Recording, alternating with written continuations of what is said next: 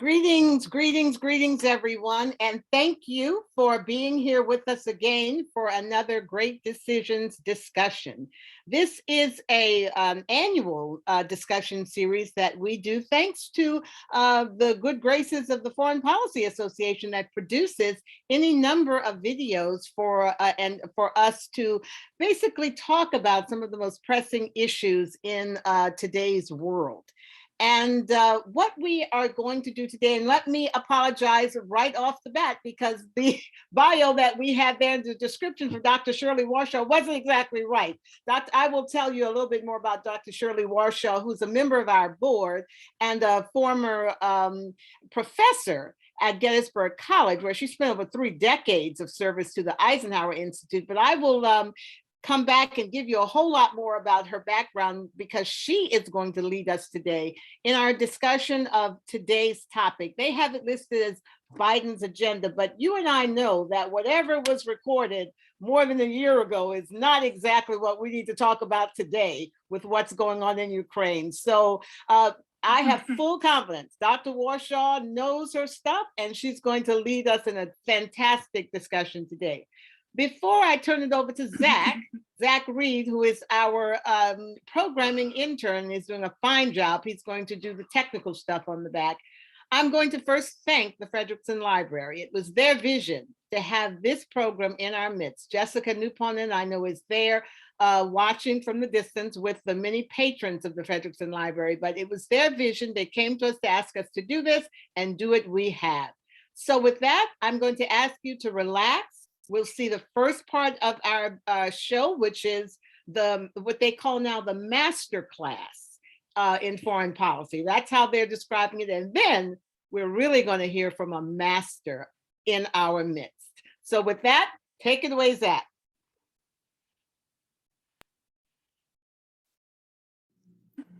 Welcome back, ladies and gentlemen, to Great Decisions 2022. We have considered in this course 8 very interesting and challenging foreign policy issues. Today, we have a bonus lecture for you, the Biden Foreign Policy Agenda. I would like to begin by thanking the Foreign Policy Association for inviting me to craft and to deliver these 9 lectures in this masterclass. I would also like to congratulate each of you for taking the time and energy to read the handbook, to listen to the lectures, and to engage in American foreign policy discussion. Our foreign policy desperately needs a highly informed and engaged citizenry. By participating in this Great Decisions program, you are fulfilling one of your obligations as a citizen in our great democracy. There will be 3 main considerations before we turn our attention to Mr. Biden's foreign policy: the inheritance from his predecessor, domestic versus foreign policy, and finally, this first-year experience for Mr. Biden. Because of the lengthy production period, these lectures were written and videotaped in late October and early November of 2021. That allows us enough time to get the DVDs produced and in your inbox by January of 2022 for your Great Decisions groups. Having said that, it is obvious that many of the things that happen in world affairs between November of 2021 and the time that you're watching this video, likely in March or April of 2022, will not be covered in this presentation. So let's look at the foreign policy inheritance of each American president since 1945. Mr. Truman's was profoundly negative. The Second World War was still underway when he was inaugurated as president at the time of the death of Franklin Delano Roosevelt. An international organization, the United Nations, had to be built, and political alliances had to be formed. Eisenhower's inheritance was better, but still on the negative side. The superpowers were beginning to learn to live with one another. We knew more about the Soviets in 1953 than we did in 1944. Also, the war in Korea was winding down. For the most part, the guns had fallen silent, and it was a matter of negotiating an end to that conflict. Kennedy's inheritance was not particularly positive. The Soviet Union was becoming more aggressive, reaching out into the world, finding allies abroad. Cuba had fallen in 1959, putting a lot of pressure on JFK. And without a doubt, Moscow viewed this young, dapper president as someone that they could take advantage of. LBJ's inheritance, little changed. The Vietnam War was just beginning. The disaster of that campaign falls squarely on the shoulders of Johnson. So he left behind a worse situation for his successor, Richard Nixon, who was truly shackled to the ongoing war in Vietnam. We'll skip over Gerald Ford, a very short-term president. And when we get to Carter, for the first time since 1945, we have a very positive political inheritance for U.S. foreign policy. The table is set for success. Israel and the Egyptians are talking to one another, and while he deserves a great deal of credit for finishing the Camp David Accords, much of that legwork had already been done. There was not this overwhelming challenge to American security outside of the continuation of the Cold War. So Carter's inheritance was highly positive. Having said that, Carter's foreign policy stumbled badly in places like Iran, Afghanistan, Nicaragua, and in superpower arms control relations, meaning Ronald Reagan inherited a pretty difficult landscape in 1981.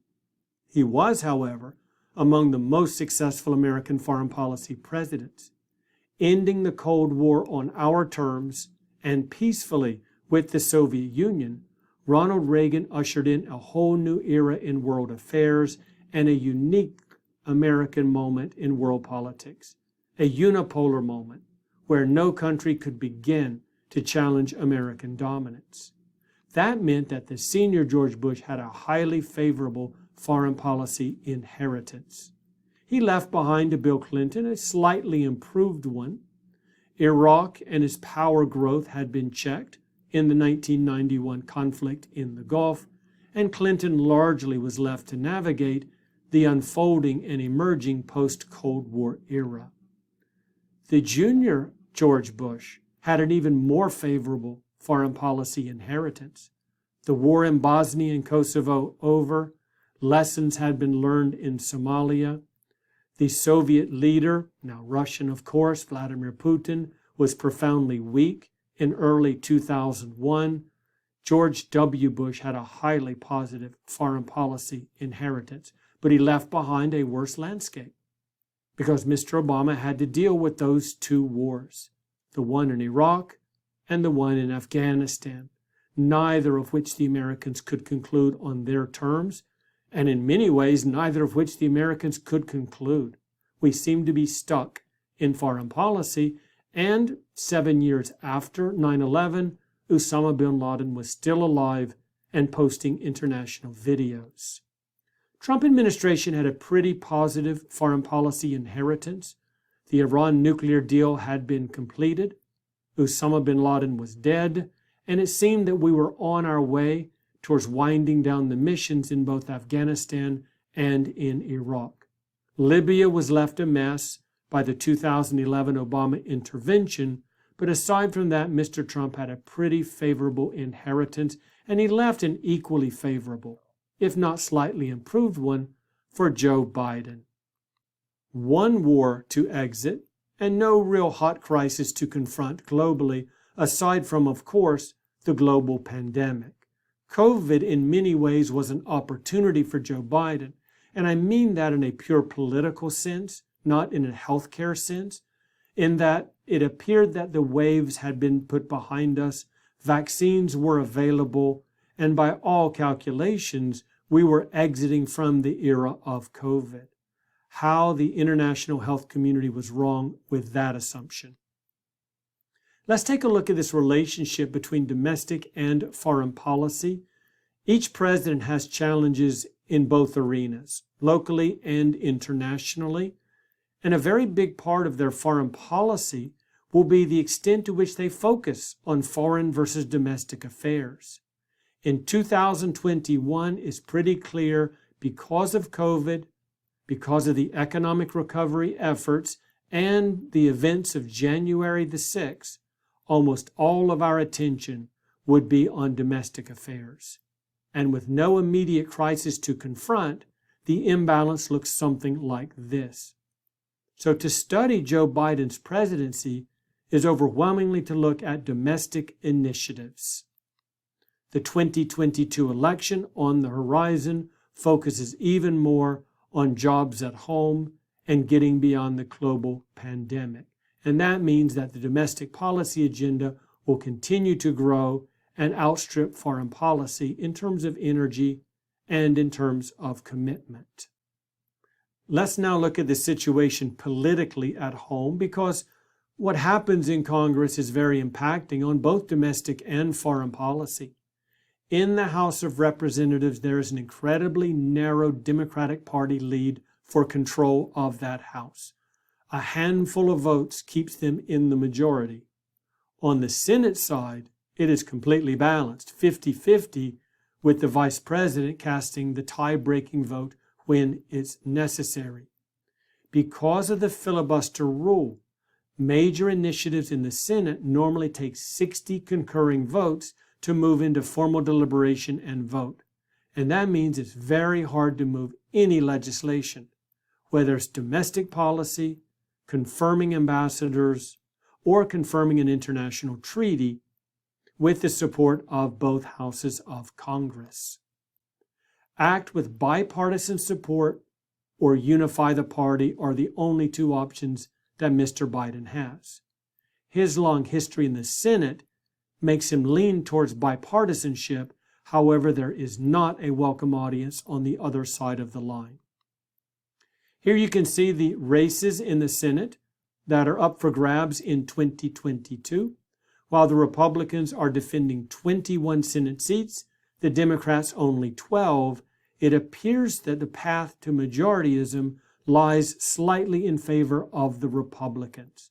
They are the out party, and the public support for Mr. Biden 9 months into his presidency is in the low 40s or high 30s. So let's look at that first year or thereabout in the foreign policy of President Biden. And what I would say is that the more things change, the more they stay the same.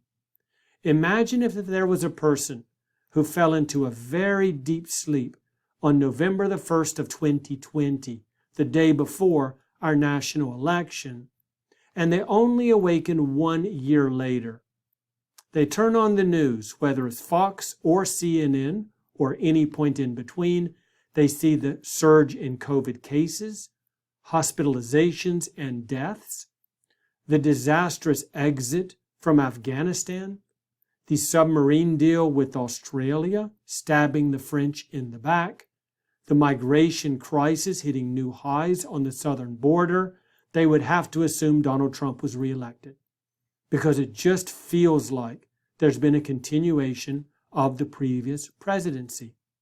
It is very difficult to change paths. And it seems like the more that you try, the more that external variables, foreign behavior of states and actors, pulls you right back to where you started. Afghanistan can only be described as a debacle from the very first year until our hectic exit in 2021. Prospects for success can be graphed like this. Rising prospects early on in the conflict. October was the invasion in 2021. By the end of that first year, high likelihood we would succeed, and then a very long, slow slide thereafter. And it's not because we're not a capable nation. It's rather because our mission changed over time. The expanded mission is what explains Americans' 2-decade-old failure in Afghanistan, much more than any talk of a graveyard of great powers or a history of rejecting outside intervention. It rather is our failure as a nation to limit our objectives in the country. It began with simple revenge. Shakespearean, a pound of flesh. They heard us on 9/11 in New York, Pennsylvania, and Washington, and someone had to pay. On a political level, this is wholly understandable. You cannot be the president who lets that happen on your watch and no one pays the price for it. Toppling the Taliban. That's a very easy task. Taliban had about 25,000 member strong military.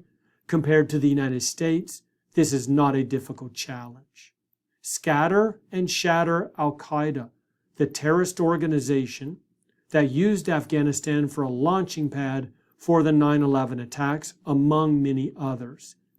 And then transform Afghanistan into a successful, democratic society with a diversified economic system.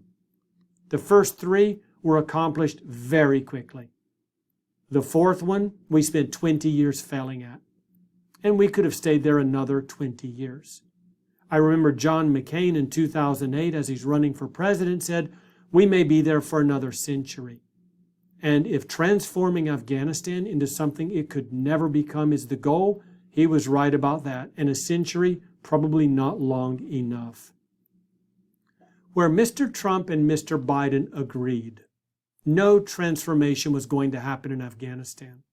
That was abundantly clear a decade ago, if not back to the origins of the intervention. Afghanistan as a foreign policy investment was a loser. It was a drain on American resources, our military, and our foreign policy establishment. There were other priorities to pursue in American foreign policy other than Afghanistan, and the public support for that war had waned for a very long time. We were fatigued by Afghanistan, the longest war in American history. We spent more money in Afghanistan and Iraq, apples to apples, controlling for inflation, than we spent in the entirety of World War II. That's just a stunning statistic. And what are we left in Afghanistan and Iraq? Very little to show for it. America was tired of these endless wars. And so we decided to evacuate, to end our presence in the country. It was among the most poorly orchestrated policies in recent memory, leaving behind hundreds, if not thousands, of Americans and American allies, explosions happening at the entry points, killing Americans and civilians, a very hectic and embarrassing departure. Mr. Biden's foreign policy, through the 1st of November 2021, is overwhelmingly focused on domestic agendas. In terms of foreign policy, it appears that the main emphasis is restoring faith in the United States. And I suppose that means simply going abroad and saying, I'm not Donald Trump, because there's not a whole lot of substance to the foreign policy of Mr. Biden beyond this reset idea. It's a maximization of symbolism and very modest on substance. Now, understandably, domestic demands are occupying all of his time and energy. Maybe this changes when we finally get beyond COVID and the economy recovers. That, of course, remains to be seen. So what are the major foreign policy challenges? With the great powers, what to do about Russia? Do we treat it like a rising great power? Do we confront it? Do we try to keep down its surge in terms of global presence? Or do we recognize it for what it is, a great power in clear long-term decline? China, I'll address in a few moments with a little more specificity. This is the true emerging power, the challenger to American dominance in world affairs. And how about our relationship with the European Union? NATO allies in Europe, but the EU as well. Now that the United Kingdom has departed, are we looking at possibly the slow backslide of integration in Europe? For the middle powers, a decision has to be made on Iran. 9 months into this administration, and there's a lot of talk of re-engaging. I don't understand the logic of this commitment of energy. I don't know why the Iranians would bother, because they know full well as soon as someone from the other party is elected to the White House, they'll simply wipe clean the slate and go back to severe economic sanctions. Whether you supported the Iran nuclear deal or not, the worst case scenario was concluding the deal, easing the sanctions, allowing the Europeans, China, and Russia to trade with Iran, and then unilaterally withdrawing. There was no option worse than the one that we took under Mr. Trump. That was, in my mind, his single greatest foreign policy failure, and it is one that will haunt the Biden administration and future administrations moving forward. Turkey, a NATO power that doesn't act like an ally of the United States. We are profoundly unpopular in that country. It has been moving away from Europe, democratization, and the West, and towards a more traditional Eastern orientation, buying weapons defense systems from Russia and fighting an incessant war with the Kurds of Syria. Brazil, as discussed in our Latin America and the Caribbean lecture, is one that we've not capitalized upon. It is a shame that we can't reach an accord with the Brazilians that survive a single administration. And finally, there's India in the middle powers category. Perhaps someday it will become a great power. Of those listed here, it is the most likely, given its location, its size, and its population. Soon to be the largest population country in the world, India continues to chart its own independent policy, although the Quad Alliance showed us that India is willing to join the U.S. and key Western allies in promoting global counterbalancing of China. And then we have the non-state issues, such as COVID, continuing to watch the Chinese rewrite the history on the origins of that epidemic, casting blame upon others, including the United States, for the virus sweeping the global system. To what extent do we care about and will we invest in people's rights around the world? It doesn't have to be about democracy building. It can be about good governance. Do we care any longer? Is there any indication that we're going to take strong action when there are coups d'etats in places like the Sudan or in Myanmar? And finally, our trade policy is simply up in the air. There is no consensus in either political party or seemingly in the White House about how invested we should be in promoting the traditional American policy of engaging through free trade. Clearly, the American public's support of free trade has been in decline since the 1990s. So here we have the final topic in Great Decisions 2022. More than any of the others, this one will change as the years unfold and as we look forward to the next presidential election. What is clear to me, however, is that presidential power is on the decline. If we chart it over the past century or so, it was clearly on the rise, beginning with World War II and into the Cold War until its end. There was something of a give back in the 1990s, a resurgence after 9/11, and now I see a decline in the power of the U.S. president. Why is this happening? Well, part of it is that there is no longer a quote-unquote water's edge. It used to be that we were Republicans and Democrats for domestic affairs, but when it came to foreign policy, on the other side of the water's edge, we were American and we worked together. That era is gone. If it ever did exist, it does not exist today. There is a stunning amount of partisanship in every policy, domestic and international. And because so many foreign policies are linked to domestic politics, that means we can hardly move legislatively in any direction on U.S. foreign policy. Extreme levels of partisanship are destroying this country internally.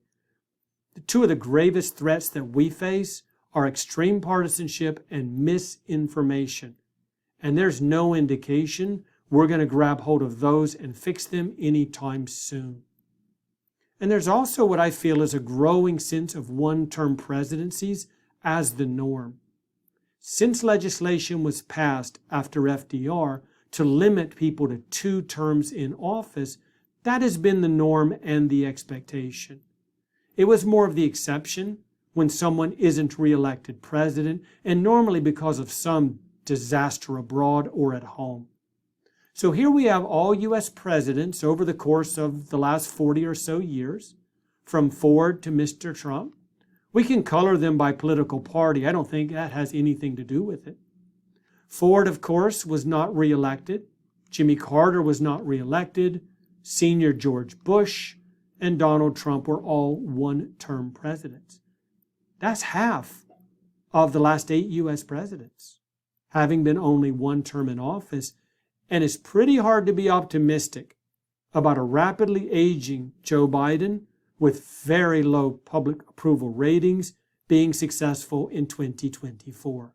No way to project, of course, but right now he's not going into the campaigns of 2022 with a great deal of momentum behind him. And that tells us that presidents just aren't quite as all-powerful as they were in the past. That would be perfectly fine if we had a Congress that could function and conduct itself in a professional manner as it relates to foreign policy. But losing both the Congress and the White House powers means that foreign policy is going to be a very real challenge with tremendously rough waters moving ahead. Comparing, I would say Ronald Reagan had a relatively powerful presidency, especially early on. This is only his first term. It would dip significantly in 1986 with Iran-Contra, the investigations, and what could have easily been an impeachment of Mr. Reagan. Compare that with Joe Biden, and I see his power curve looking something like this, significantly weaker than Mr. Reagan in the early 1980s. The most important foreign policy decision that we have to make is what to do about China on the rise. And I want to give you 3 basic options. Option number 1, accept the inevitable. The trend lines are clear. If nothing dramatic happens, China will surpass us economically in the aggregate, not per capita, not quality. Very few people are trying to move into China. They're all coming here for a reason. Our country is much better. But in the big picture, the Navy is growing, the military in general is growing, the footprint is larger, and the economy is incredibly large. Accepting that China is going to succeed us is what I call the British model. Because the UK was the dominant power at the beginning of the 20th century, it simply accepted that the United States would surpass it and take over the reins of global leadership. The other end of the spectrum are the neoconservatives who say we have to retain number 1 at all cost, including being highly conflictual with the People's Republic of China. And then there's a third option, because for most of us, neither of these is very comforting. But the third option comes out of Henry Kissinger's playbook, who understood that it's healthy for great powers to balance one another, to jointly manage the international system. Richard Nixon said it quite articulately. And Nixon didn't say a lot of things articulately, but this one he did when he said, it's a good thing when the US, Japan, China and the Soviet Union and Europe are strong and balancing one another, because it allows you to jointly manage the global system. We Americans do not have to put the weight of the world on our shoulders any longer. We don't have to be the atlas of the world holding up the globe. Other major powers have vested interest in the international community, and for the most part, their interests are in stability among nations. They can work with us as opposed to watching us do the heavy lifting if we're willing to welcome them into the great power club. It is simply the nature of world politics. Powers rise, powers fall. How you handle those transformations of power determines largely whether the system is peaceful and prosperous or war-prone. With that, I will thank you all for joining us in this 9-lecture master class. Stay engaged and make great decisions.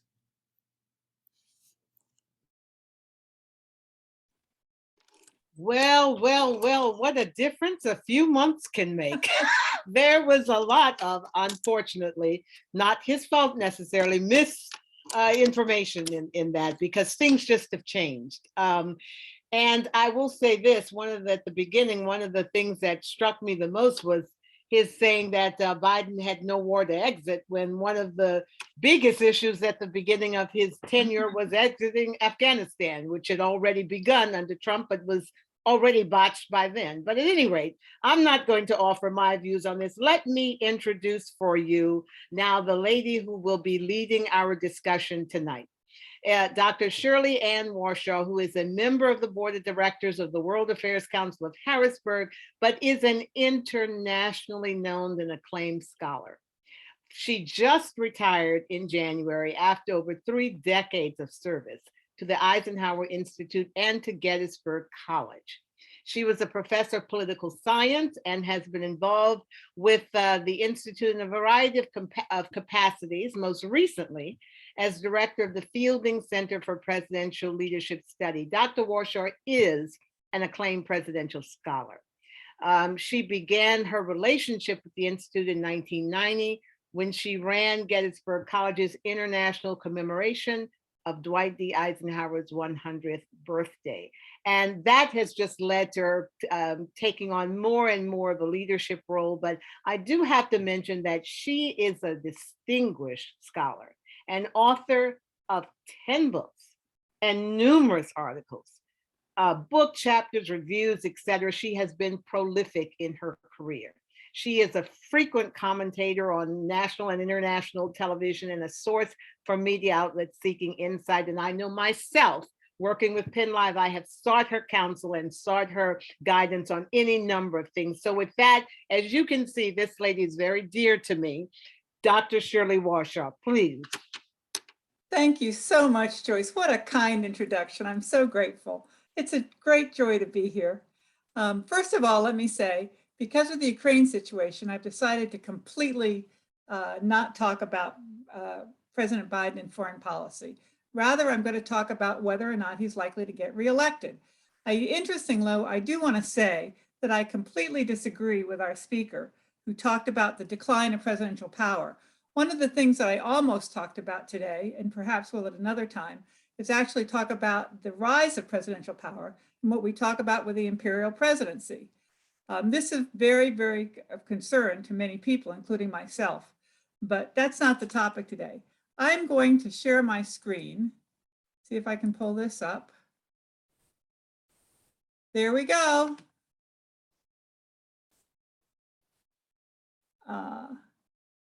Joyce, can you see this all right? Yes, I can. It's perfect. Okay, let me see if I can get the slideshow going. Hold on, I apologize.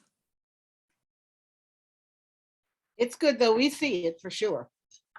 I'd like to get the slideshow going though. I'm sorry, I don't know why it's not going. From beginning, just go from beginning there. Okay. To the left. So I am, excuse me? Go all the way at the top and do from beginning. To Hold right, on. go down, now go down, and then to the left. All the way to Got the it. I'm sorry. Thank you very much. You're welcome. Hold on here. There we go. Okay, everybody. Let me begin. The title of my talk today, rather than foreign policy, really because of the Ukraine situation, is the Biden presidency, 1 term or 2 terms. And it's sort of the subtitle here is Assumptions from the Past About the Future. 1 term or 2.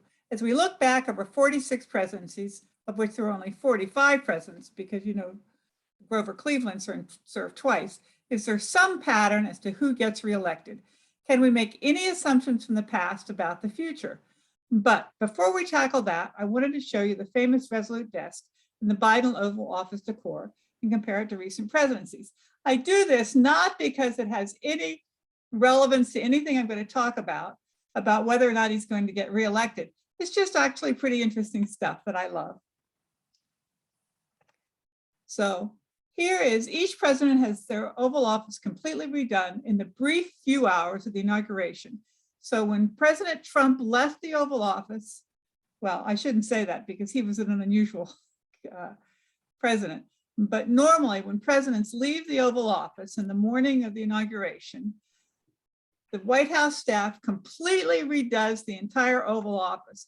And this is actually the Biden moving vans, which came in on Inauguration Day. They are not allowed to come in before the president actually leaves the office on January 20th.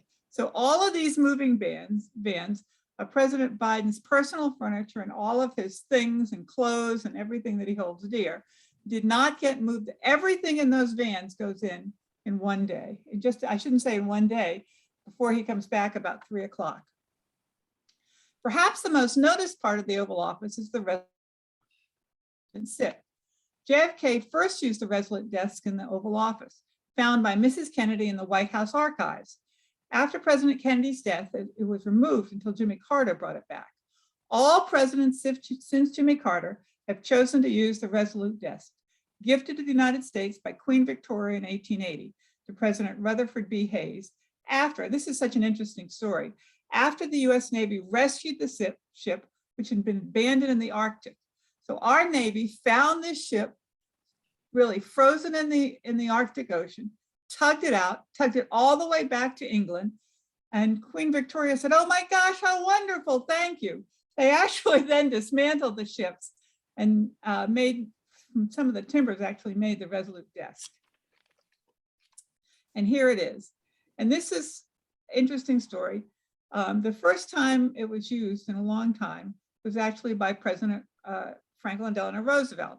And this panel here was put in. It didn't have this panel. It actually went like this. You can see the original hole. This panel was put in by President Roosevelt because he had polio and he didn't want people to see the things on his legs. This is the famous one that many of you have seen. And these are the Kennedy kids peeking out from the two sides of it.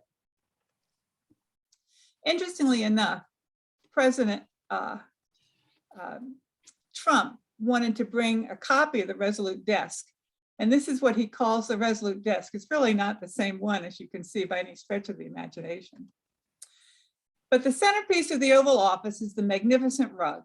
There are numerous rugs available for presidents to choose in the White House archives, or presidents can have custom-made rugs made for their presidency. Biden repurposed the Clinton Oval Office rug with its distinctive dark blue coloring and repurposed the curtains. And I'm going to show you a picture in a minute. First put in by Clinton and reused by Trump.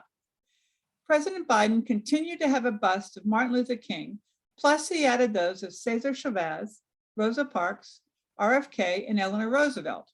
In addition, I should say that he also has busts in there of Harry Truman and of Daniel Webster. He also has pictures of Benjamin Franklin, which he said he put in to show everybody that he followed the science, which stands alone, which I'll show you. Plus he has pictures of Alexander Hamilton, Thomas Jefferson, FDR, Washington, Lincoln, and Lincoln over the fireplace. And I'll show you a picture of those in a minute too. So here's the busts in Biden's office of Martin Luther King.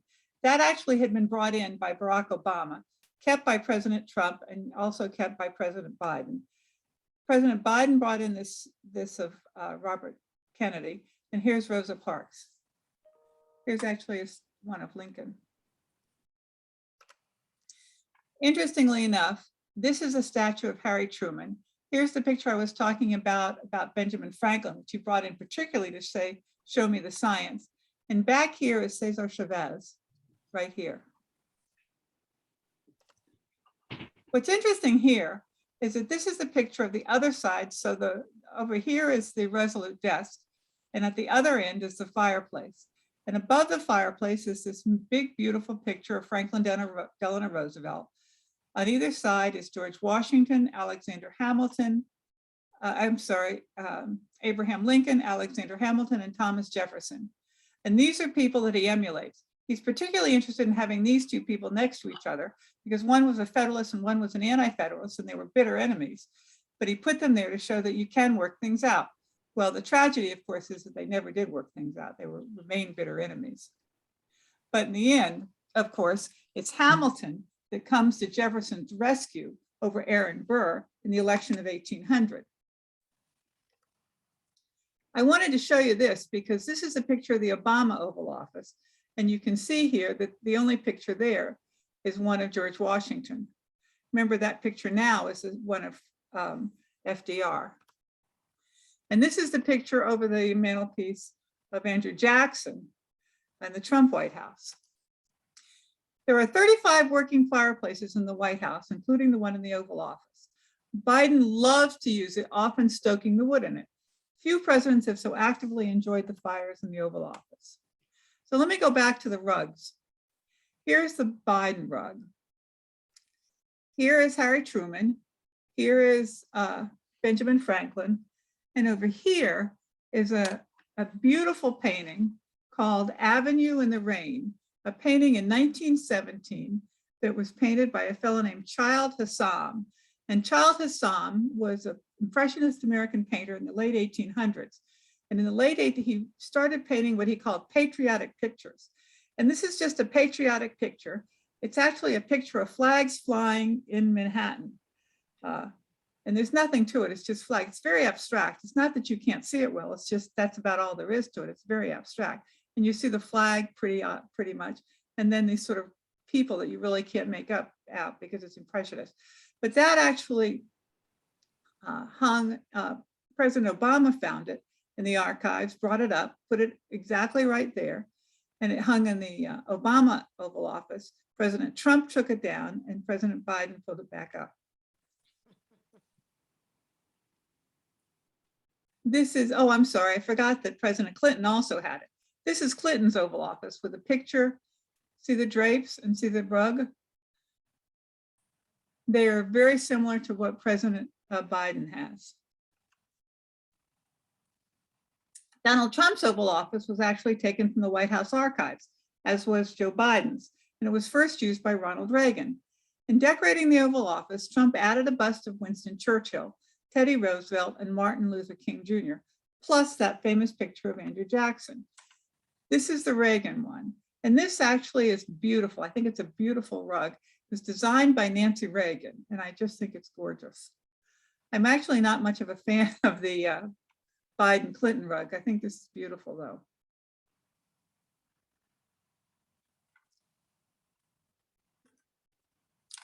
President Obama's presidential rug was woven specifically for his presidency with quotations from Lincoln, Roosevelt, Kennedy, Martin Luther King, woven into its curved edge.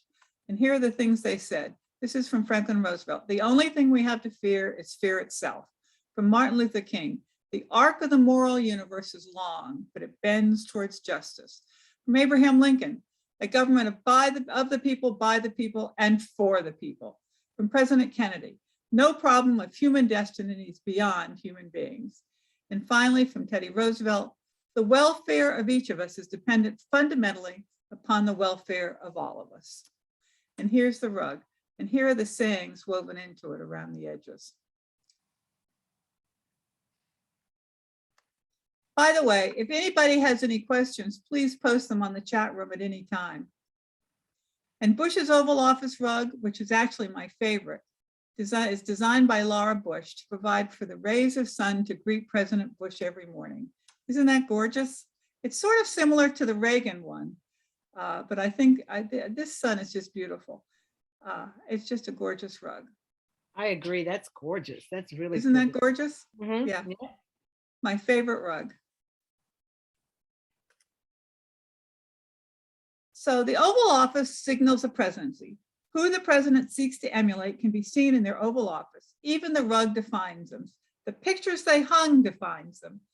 Biden, FDR, Trump, Andrew Jackson, Obama, George Washington.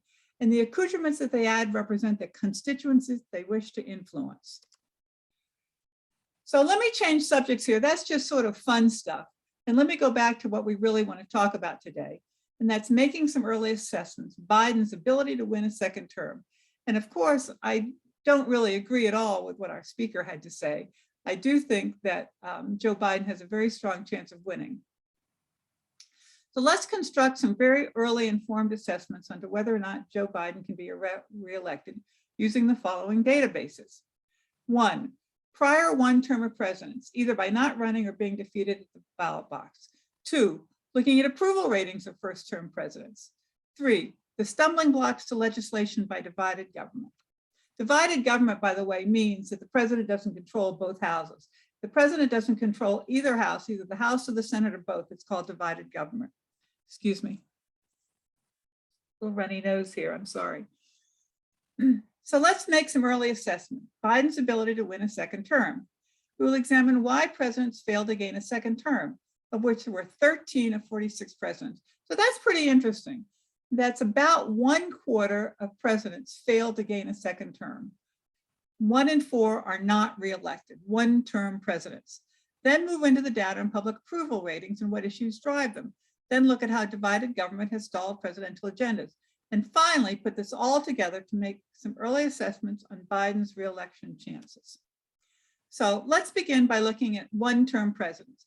There's 2 types of one-term presidents. 1, presidents who declined to run for a second term, of which there were 3, and 2, presidents who were defeated in the ballot box, of which there were 10. Now, that's interesting because I want to take out people. 7 presidents died in office, so we're not in these numbers. Garfield, Harrison, Taylor, Lincoln, McKinley, Coolidge, and Kennedy, nor presidents who resigned during the midterm, Richard Nixon. So the 3 presidents who declined to run for a second term, the first was James Polk, 45 to 49. It's interesting, I'll bet you didn't know this, that he's the one that led the expansion to annex California and New Mexico and to take them away from Mexico. After a short war, Mexico agreed to sell both for $15 million. It's interesting because Polk had offered to purchase them both for $20 million before the war. Polk was so physically exhausted from the long wars, from the long hours and dealing with the war with Mexico over California and Mexico, that his health deteriorated so badly he chose not to run. James Buchanan, 57 to 63. You may remember Buchanan, famously from Lancaster, PA, often ranked one of the worst presidents in history, in American history. As a pro-slavery Democrat, Buchanan led the party's ambitions to allow new states to have slaves. It was a contentious party nomination in 1856, which forced Buchanan to pledge a one-term presidency, which he kept. And the third president who declined to run for office is sort of interesting, Rutherford B. Hayes. He won a very difficult election against Samuel Tilden of New York. And it's interesting because you hear a lot about Congress currently revising the Electoral Count Act. The Electoral Count Act came out of this election in 1888, in which Congress simply could not decide which electors from which states to acknowledge. So they created a commission, and the commission had 8 Republicans and 7 Democrats. In a straight party vote, the commission elected Hayes. So they didn't want to ever have a commission again. So they simply created this law that said the states shall send in a panel of electors, and a slate of electors, and that slate of electors are the electors that we will use to count for the presidency. And so every state now needs to certify their electors. And what you saw right now is all these bizarre things happening in the last election, in which states certified sometimes one set of electors and another set of electors were sent in. Anyway, I won't go into that. But once in office, one of Hayes's main priorities was to reframe federal hiring towards a merit system rather than the spoils system.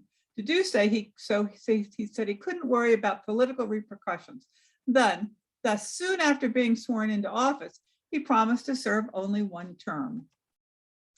So those are the 3 presidents who voluntarily said, I'm simply not going to run again for various reasons. But there were also 10 presidents who lost the election. In 1797 and 1801, John Adams. Remember when you always remember Washington, Adams, Jefferson? Well, Adams, who was Washington's vice president, himself won the presidency right after Washington, 1797. But Thomas Jefferson in the famous election of 1800 had this huge battle with Adams. And the bottom line is that Adams loses to Jefferson. The next president who loses the election turns out to be his son, John Quincy Adams. Like his father, John Quincy Adams lost his bid for a second term to Andrew Jackson. And that election actually was the first time the House of Representatives had to make the decision on the election, and they gave it to Adams. The third president was Martin Van Buren. Van Buren, who was Jackson's vice president at the time, faced the Whig Party's William Henry Harrison, a military hero and former Ohio senator in the 1840 election. Van Buren had bested Harrison in the 1830 election, but in 1840, the massive depression that began in 1837 destroyed his hopes for re-election. It's worth noting here, because this has a lot to do with current elections, that the Whig Party made an aggressive move to register new voters, which was very key to Harrison's victory. More than 80% of voters participated in the 1840 election, compared to just 51% today. Note, this was always G.W. Bush's fear, that like the Adams father and son presidency, he was lose in his father's footsteps and become a one-term presidency. This became a favorite topic of political analysts as John Kerry's numbers rose over the summer of 2004. Also, as a side note, President William Henry Harrison had the shortest presidency in history, succumbing to pneumonia 3 weeks into his presidency after delivering a lengthy inaugural address in sleet and snow. Another president who lost the election was Benjamin Harrison. Benjamin Harrison, the son of former President William Henry Harrison, lost to incumbent Democrat Grover Cleveland in 1892 after defeating him in 1888. Harrison's victory had been the result of an electoral college non-popular vote win. Now, we've heard that again, haven't we, in later elections. Harrison received 90,000 fewer popular votes than Cleveland, but carried the electoral college 223 to 168.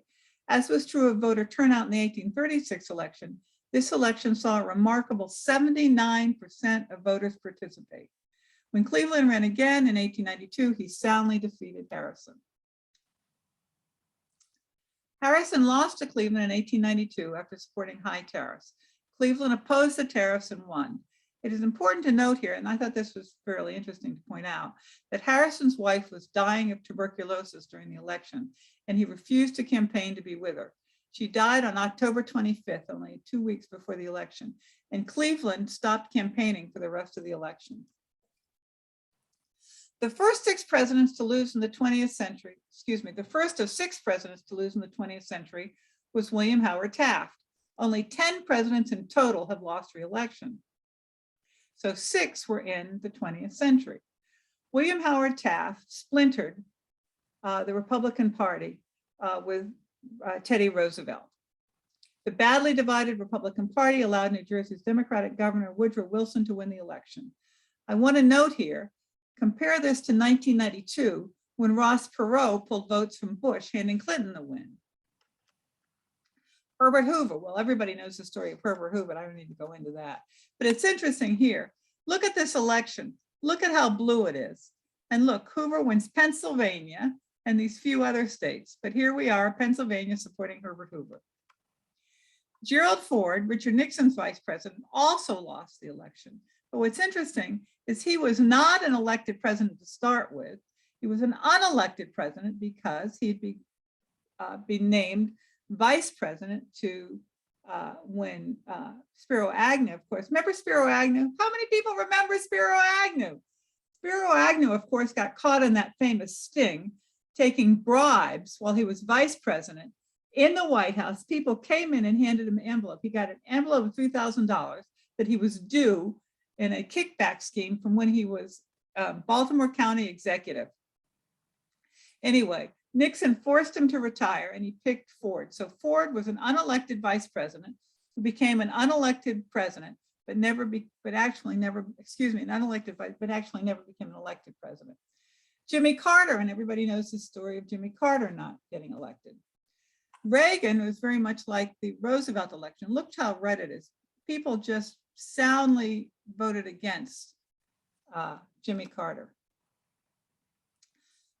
Almost to the end here, George H.W. Bush lost in 1992 to Arkansas Governor Bill Clinton. In a surprising turnabout in popular support, Bush, who had an 89% approval rating after the Gulf War, sunk to a 36% approval rating in 1992. And finally, we get to Donald Trump. Republican businessman Donald J. Trump became the 4th post-World War II president to lose an election, of which 3 out of 4 were Republicans. Trump's loss was due to an aggressive voter drive by the Democrats, dissatisfaction with Trump's America First priorities, the administration's pandemic response and a reaction against Trump's frequent authoritarian actions. He's replaced by former Vice President Joe Biden, who we're here to talk about. Having looked at the 13 presidents who served one term, including 10 who were defeated in the re-election bids, do we find a common thread? Well, let's start with the 3 who didn't run for re-elections. Pope's health was failing and he chose not to run, and Buchanan and Hayes had pledged one-term presidencies. Buchanan, because it was the only one to secure a divided Democratic, because it was the only way to secure a very divided Democratic nomination, and Hayes, who voluntarily wanted to focus on federal reform programs without worrying about running again. Can we find any of these comparable to Biden? So let's look. Is Biden too ill, like Polk, to run again? I don't see any indication of that right now. But this is interesting. Biden will turn 80 on November 20th this year. Thus, he would be 82 in 2004. But he may simply decide that he is too old to run. We have no precedent for this, although Nancy Pelosi is a year older and Mitch McConnell is 9 months older, both older than Biden. So I think you have to think about age. Do you think he will voluntarily choose not to run because he is going to be 82 in 2024? I actually don't think so. I think that no president says, I'm not going to run, unless, like Polk, they are simply too old to run. And the other thing that's interesting here is there's no obvious person to take his place. The Democrats don't have that deep a bench right now. And I don't think that Vice President Harris is the nominee in waiting. So another question, is the party too divided not to want him to run like James Buchanan? There's no indication of that right now. The Democrats certainly are divided, but as they did in 2020, will likely unite behind the party's nominee again. And there are no obvious Democratic frontrunners for the job. As I said, I just don't see Vice President Biden garnering the wealth of support she needs among Democrats to be the heir apparent to the nomination. Third, does Biden have an agenda that is so divisive he doubts he could win again? And I would say no more than any other president. Every president thinks they have a strong agenda and thinks they can win. No president is going to say, oh my gosh, I can't win, I'm not going to run again. You didn't see any evidence of that in the 3 that chose not to win. No president is going to do that. So if history is our guide, there is no reason for Biden not to seek a second term unless he simply says his age is an impediment to running. But unless his health is failing, this seems very unlikely. Is there a common thread when an incumbent loses the election? So let's look at the 10 incumbents that actually lost an election. 1, third party splitting the vote, like George H.W. Bush when Perot split it, and William Howard Taft when Teddy Roosevelt. I don't see a third party coming up at all. I think that's just not going to happen. And we've been through that before. We saw John Anderson try to do it. We've seen other people try and do it. We saw Pat Buchanan try to do it. We've seen the Green Party try and do it. It just doesn't work. We are a nation of parties that are umbrella parties and not single issue parties. Divided government. John Adams failed to unite the Federalist Party, which was a key problem in his loss. You know, that's a possibility. Do you think that Joe Biden cannot unite the Democratic Party? I can't believe that the Democrats would right now splinter so far apart that they wouldn't elect their nominee. I just don't see that happening. The recession, depression, a depressed economy. You've seen other presidents, Harrison, Van Buren, Hoover, Carter, really get sucked into a depressed economy. But this is certainly not a depressed economy, you know, except for right now with the Ukraine invasion when everything sort of fell. Our economy has been the strongest it's been in a long time this year. The stock market's up, unemployment's down to record lows. It's just an amazing economy. So I don't see that happening. Dirty politics. Well, of course, dirty politics. You never know. That's a whole nother question. Is he a caretaker president? Nope, not a caretaker president. Is there a crisis management failure? Well, maybe you know, people could talk that up, but I don't see that being a huge issue right now. All right, so let's look at other things. Most recent incumbent losses, why? Let's look at some polling data for each of these guys. George H.W. Bush, that's the father, comes into office, excuse me. Joyce, am I okay talking a little longer? Yeah, go right ahead. I'm with you. Okay. I'm following it. Yes. Okay, cut me off. Bush comes into office with just over a 50% approval office, but sees dramatic rises in its approval rating, both after the Panama Canal invasion and the Gulf War. And at the Gulf War, he didn't go up quite as much in '89, but in the Gulf War in January of '91, he went to 91%. But that fell to 29% in July 1992. So what the point of this story is that presidents' approval ratings go up and down depending on the moment. You can't say that Joe Biden's approval rating is going to define his presidency. It might, but I think it's unlikely. Most presidents, as we see, go up and down, up and down. Bush came into office as a caretaker president, elected to continue the Reagan legacy and not to make major changes. Bush failed to understand the importance of economic leadership, which both Perot and Clinton knew was key to defeating him. But had Perot not been in the mix, Bush would likely have won re-election, even with the economic problems. And I think that's very important. We actually don't easily throw out incumbent presidents. We just don't do that.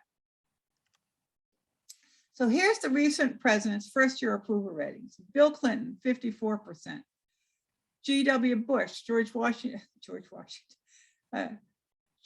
Walker Bush, 51%. Barack Obama, 50%. Donald Trump, 35%. Joe Biden, 40%. So if you look here, this tends to be the normal, somewhere around 50%. So Joe Biden is on the low end of that, I would have to say, but certainly not down in the dumps. Since 50% is the norm of recent presidency, why are Trump and Biden significantly lower? The simple answer is increased polarization, and this is really key. The other party refuses to accept their policies and actively works against presidents to undermine their policies. And I can't emphasize enough, it's not this that they don't accept their policies, but they actively work against policies to undermine them. This is really serious. Trump entered office after a divisive election was left enduring wounds in the electorate. His first year in office was marred by constant changes in the White House staff, the addition of family members to the White House staff, and a foreign policy that cut ties with many European allies. The economy was booming, but sinking to a low of 35% approval rating in his first year, even in spite of a booming economy, and in spite of no crises in the world yet, the American public simply lost confidence. Biden also entered office after a divisive election, even more so than in 2016, leading to further erosion of presidential leadership from a polarized electorate. And that's what our speaker was talking about, this erosion of presidential leadership because of a polarized electorate.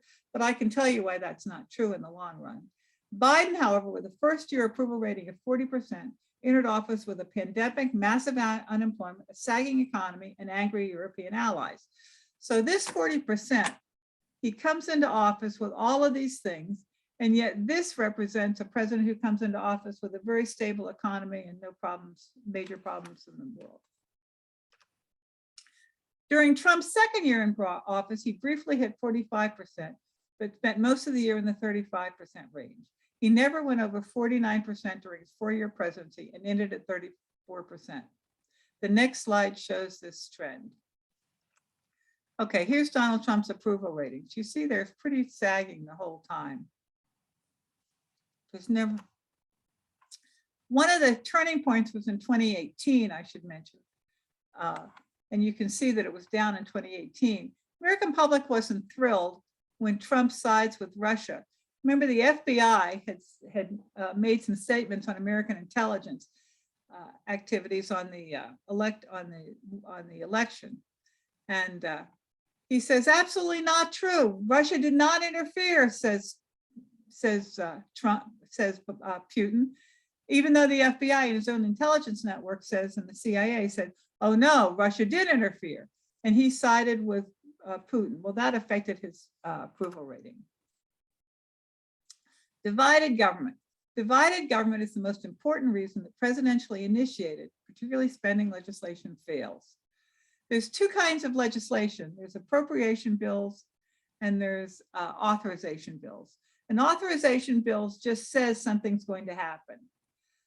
An appropriation, like an authorization bill would be the famous Disability Act, Americans with Disability.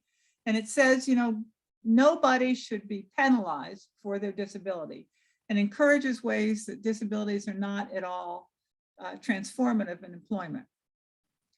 And lots of other things, housing, everything. An appropriation bill actually authorizes spending, and appropriation bills are far more difficult to get through. The New Deal and Great Society legislation went forward with massive Democratic support in both houses of Congress.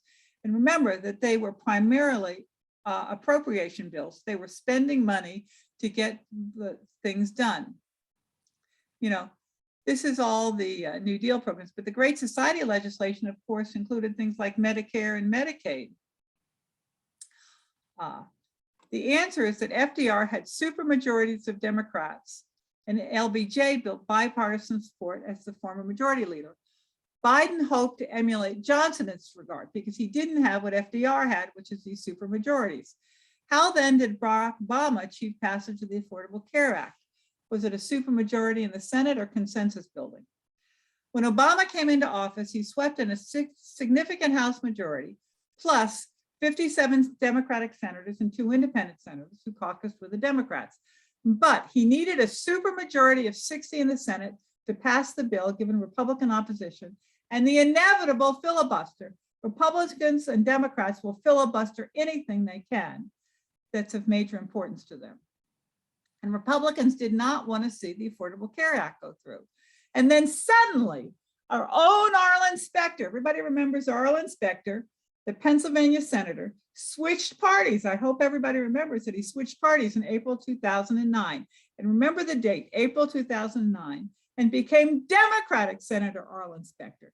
Now Obama had a supermajority, because remember he had 57 plus 2, the 2 independents, that's 59. He only needed 1, and that's Arlen Specter. So now he has a supermajority to get it through. But then suddenly, Senator Ted Kennedy of Massachusetts dies in August, putting the supermajority in jeopardy. But Obama and everyone else assumed, oh, this can't be a problem because Massachusetts has a Democratic governor who would appoint a Democratic interim senator, and then a special election would elect another Democrat. Life is good, but it didn't go as planned. The special election brought in Republican Scott Brown, who on the campaign trail adamantly opposed the Affordable Care Act. There's Scott Brown. You probably remember him well. Senate Majority Leader Harry Reid worked with Nancy Pelosi to move the bill out of conference committee at record speed to make sure it was passed and signed before Scott Brown was sworn into office on February 4th, 2010. And they succeeded, knowing that February 4th date. On November 9th, 2009, the bill was signed into law by Obama, with Arlen Specter, what happens is that the Democratic governor did appoint someone for a special to do it, and it was approved before Brown came in. And wow. There he is. Right, that was it. Wow. Well, this has been extraordinarily comprehensive. Shirley, you've touched on a lot of things here. Let's see if we can get in some questions, though. Okay. How much more do you have? About 2 minutes. All right. Go ahead. Divided government is always tricky. To have some questions from people because they like to talk, you know. But go ahead. I do. Mm-hmm. The answer for Biden is simple. I'm going to skip. Move more moderately and focus on legislation that actually might garner 60 votes. He just doesn't have the votes for a progressive agenda. He will have to compromise for those 60 votes. Remember, the Democrats only right now, and this is now before the 2022 midterms, have 50 Democrats. Nate Cohn of the New York Times astutely noted that Biden's biggest problem is that he wanted to be another Franklin Delano Roosevelt, who became a transformative president using the resources of the federal government. But as Cohn notes, while FDR stayed focused on the crisis facing the nation at the time, beginning with unemployment and a massive depression, Biden tried to fix too many things at once. Not only did he try to address the economy with the stimulus package and the infrastructure bill, but he tried at the same time to deal with universal free kindergarten, climate change, voting rights, child poverty, and more. Only 33% of voters say Biden focused on issues that they care a lot about. Cohen argues that Biden's agenda was more closely aligned with the Johnson's Great Society than with FDR's New Deal. FDR addressed the issues voters care about at the moment, jobs, and then went on to bigger things. Using the past as a primer for the future, it seems that Biden can correct course and focus on a more moderate agenda. He will gain public trust and thus a stronger public approval rating and thus be reelected. Although the House and the Senate will reject his agenda, he can use the bully pulpit to convince the public that Congress is the obstacle to what is important to America. If he plays his cards smartly, he will use the successes of the infrastructure bill and the stimulus bill as priming the economy. So watch and see what he does for the next 3 years. I think he needs to use the bully pulpit wisely. And that's it, Joyce. That's extraordinary. Truly, you have touched on so much here to have us talk about. So why don't we, you can stop sharing your screen and we can at least share and talk about a few of the things you raised in the few minutes we have left. Let's see. Yeah, we have a little bit of time left. So there's just so much there swimming in your head because you've really laid it all out. But let's zero in on one issue that I above all, and that is this question of age. Now, if we look at whether Biden will run again because he'll be 82 or whatever, well, the apparent opponent is Donald Trump, who's also, basically the same age, right? Well, he's only 74.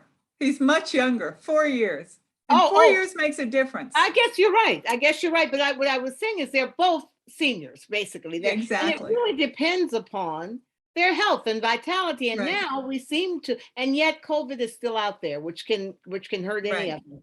But I guess, what have you got any sense from the American public about how they feel about age and the presidency? I think there's an overwhelming sense that we have too many senior citizens running our government, whether it's Mitch McConnell or Nancy Pelosi or Donald Trump or Joe Biden. And I think there's a breath of fresh air coming when you see people like Kamala Harris in there, a younger generation. And that's one of the reasons she was brought in. Remember that George H.W. Bush brought in Dan Quayle for exactly that same reason. Let's bring in a new generation.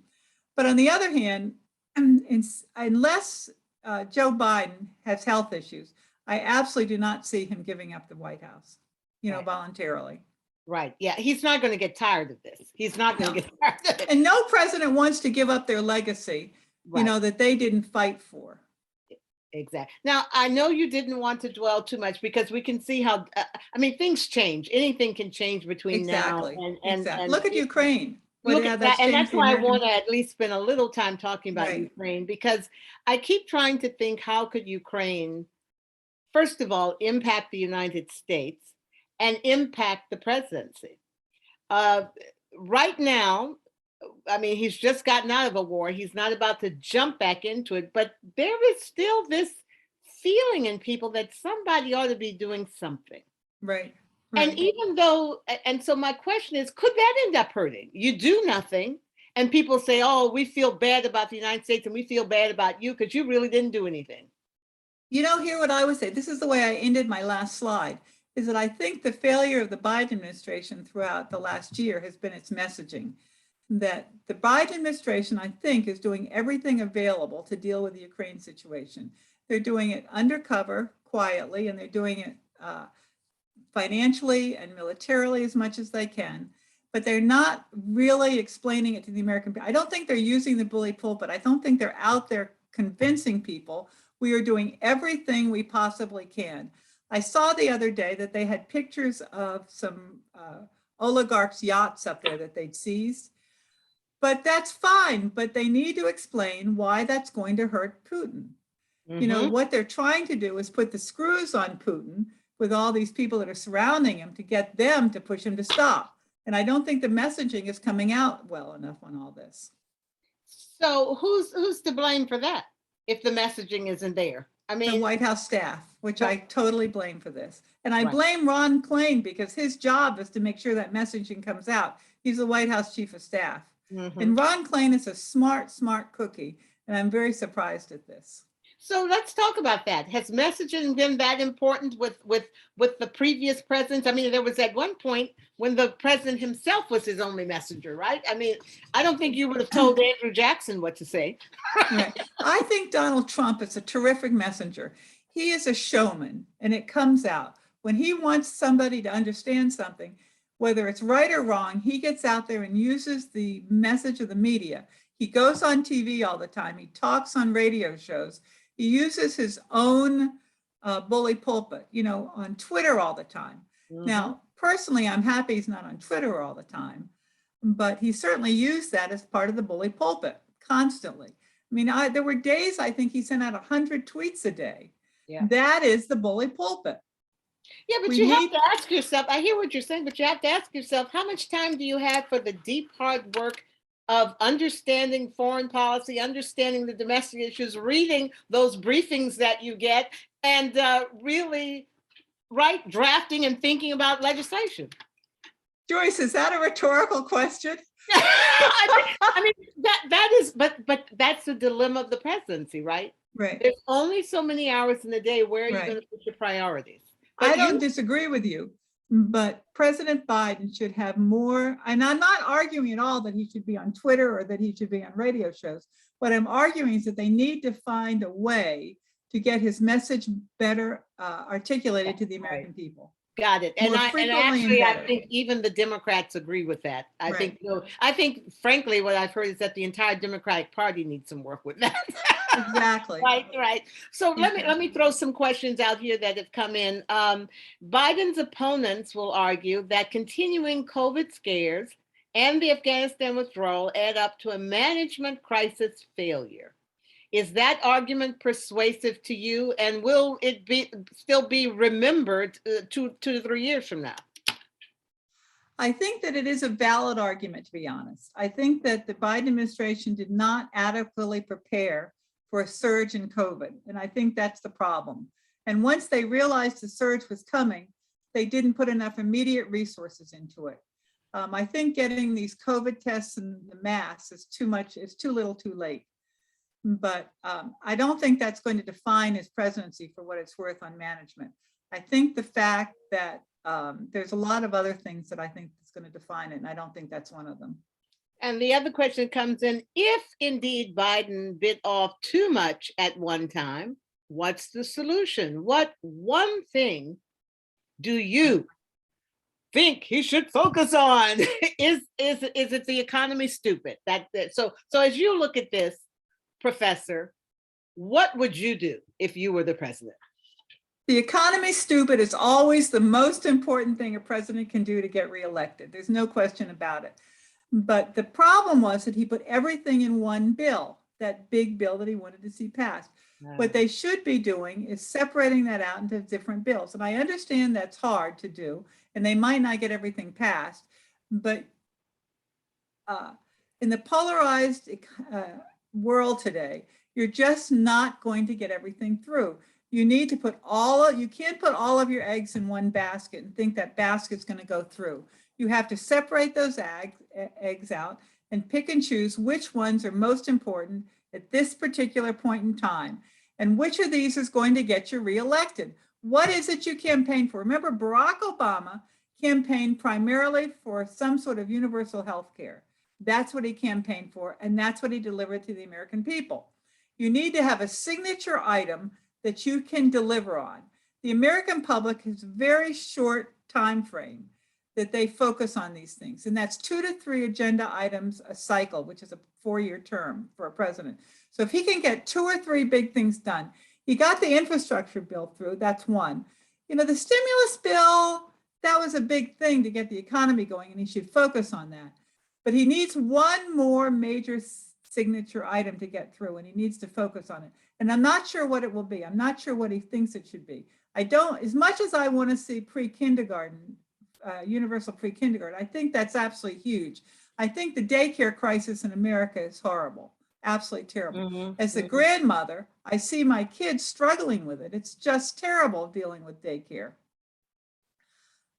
We've got to deal with that. We have to deal with voting rights. That's huge. We have to deal with climate change. Which of these do you pick out and focus on? Lately, he's been focusing on voting rights. That's fine. If you want to make that the third piece of your agenda, go at it 100%. Don't split it the way it is. Climate change is huge. What do you do about it? Yeah, I see what you're saying. It has to be strategically done, not just throw Strategic is the everything right up. word. Yeah, yeah. Exactly. Thank you. So, in the closing thing, I think what I'd like to ask you, look, as far as I can see, few presidents, I won't say none, but few presidents have entered the presidency with as much experience and as qualified as Joe Biden. Right. So what I'm asking you is that qualification, as you can see, is that showing now? Is he the right person in here for this crisis that we're dealing with? And, it is going to be an international crisis. It's clear that will impact the You United mean States. Ukraine? Yeah, yeah, Yeah. Yeah. yeah. So Well, I'm clearly asking, are his qualifications showing now? his qualifications are absolutely showing. He built consensus around the world. That alone is huge. To be able to call up all these foreign leaders and be able to say, we need you. What can you work with us? Is huge. I mean, the fact that Switzerland is now no longer a neutral country but taking sides is amazing. He's built an amazing alliance internationally. His understanding of the region is amazing. As chairman of the Foreign Relations Committee in the Senate, he understood this stuff. He's been to these countries. He understands the geopolitical relationships among these countries. You certainly, Barack Obama didn't have any knowledge of it. Donald Trump had even less of it. Jimmy Carter didn't have any. Bill Clinton didn't have any. The last president to have any vague idea was a fellow named Richard Nixon, who had some understanding of the world and the geopolitical relationships. Well, so you could Joe argue, Biden is absolutely the right person at the right time. You could argue President Bush, the father, had some, because of his. That's a very good point. You're exactly right. Exactly right. Yeah. Yes, but I see what you're saying, and that's Yeah. one of the messages that I think we can live. Right. That whatever the agenda is, we certainly have a president who has the Right. experience and Right. and the qualifications to grapple with some of these more difficult issues, domestically as well as internationally. That's why I like to see senators as president. We've had all these governors, and the American people like governors, but because they have both executive and legislative background. But senators are the ones, as you say, who have really been out dealing with the world. And this is, most of the job of being president is dealing with the world. Very true. Because the world's economy, folks, affects us. Absolutely. And as we can see, the world's wars will affect us and our economy. So. Exactly. And look at COVID. We want to get the world vaccinated, because if the world isn't vaccinated, some little mutant floating around somewhere is going to come back and get us again. That's exactly right. Get us again. Well, Dr. Warshaw, once again, you've been fascinating. You've kept us riveted on all of this. I don't know how someone could have covered as much territory as you actually did in this short period of time. And I was just enthralled with it. I was, so thank you. The profound knowledge you have is a gift to our country and to the world. So I hope I'm not overdoing it, but you can see how much we appreciate you. Thank you. All right. And thank you, everyone, for joining us for our great decisions. The next one is going to be important, too. So please sign up and join us. Don Brown is going to be with us to talk about climate change, the morality of climate change. We're going to look at that in the next Great Decisions 2022.